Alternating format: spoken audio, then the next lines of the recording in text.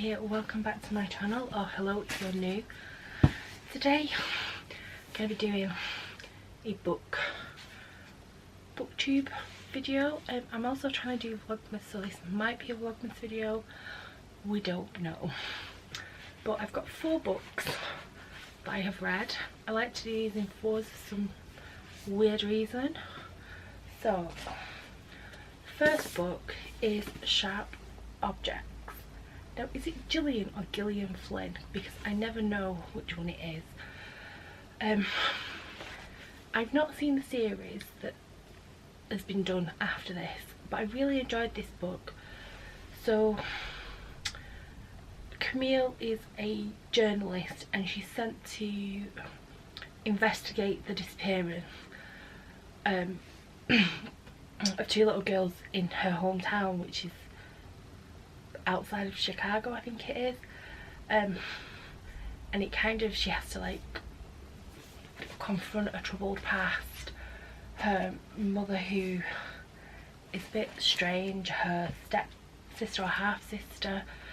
There's quite a lot to it and there's quite a lot of different difficult themes, so to kind of trigger warn it, that there's kind of self-harm, murder, like sexual abuse and things like that in it. But I really enjoyed it.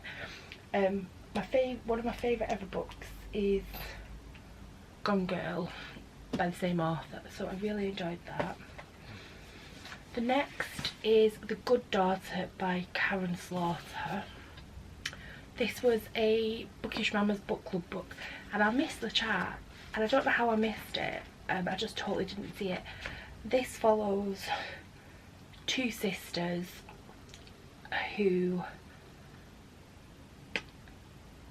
had a terrifying childhood where the mother got murdered in front of them, and it's kind of about confronting the past, relationships with each other, the father, husbands and things like that.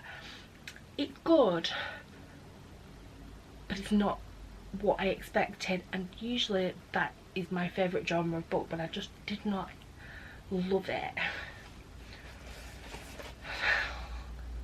Well, penultimate is a Christmas book, Calling Mrs. Christmas by Carol Matthews, and I found this downstairs. I'm guessing my mum bought it. I loved this. I read this in October and it starts in October, so that's why I kind of justified reading a Christmas book. But I loved it. It was so fun and far-fetched.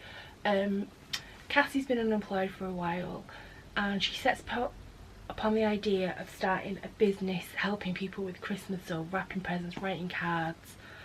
She lives with her partner who works in a young offenders institute, and he kind of takes 2 lads who are due to be released soon under his wing and helps them. And then there's a rich lord of the manor who employs Cassie to use Christmas and takes her to the North Pole, and it's just a heartwarming Christmas read and it's perfect for this time of year. So if you can get hold of that, I would highly recommend it.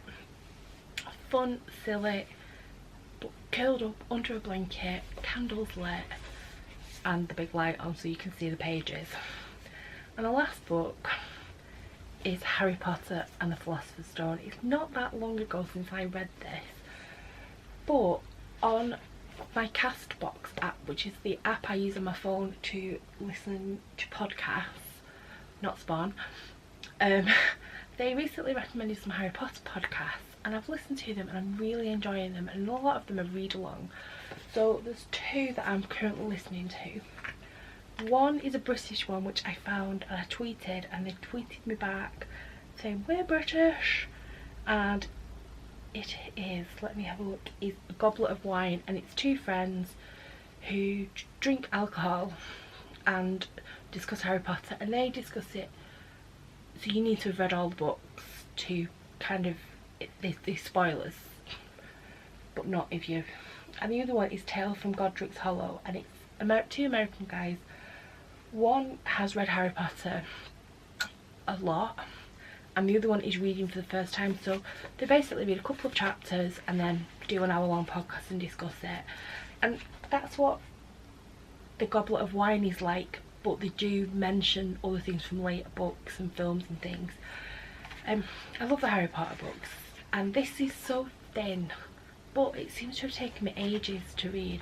I've also, even though I'm like, the Goblet of Wine's only got 5 episodes, so I'm kind of up to date with that one, but the other one's got 100. I think they're going on the second reread. But I kind of like writing my own questions, like things that I never thought about and things that you probably do find out. Like one of them is, when was Harry at Hogwarts? Not Harry, Hagrid at Hogwarts. What house was Hagrid in? Gryffindor, in case you're interested in. Where did Harry Potter's parents get all their money from? I haven't answered that yet, but I looked on Pottermore last night and I found a profile about Hagrid. I think he was born in 1928. And he was in Gryffindor, which I didn't know, but there we go. You can't beat a Harry Potter book. I treated myself either last birthday, not last year, the year before, to the box set. And I've read the first 4, and then that took me to the end of last year, and then I was off ill with a bad back and I couldn't even lift a book. So I've got the last 3 still to read, and I've been thinking about it for a few weeks of picking them up, because the next one I need to read is Order of Phoenix, and that's the chunkiest, and I just couldn't face it. As much as I love it and I know what happens, I just could not face it. Then when I found these podcasts and they were read along, I thought, yes, I'm going to join in that. So those are my 4 books.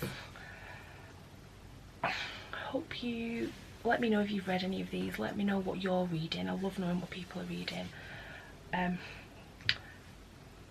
I will see you later. Merry Vlogmas. Or Vlogmas. I'm not even having a drink.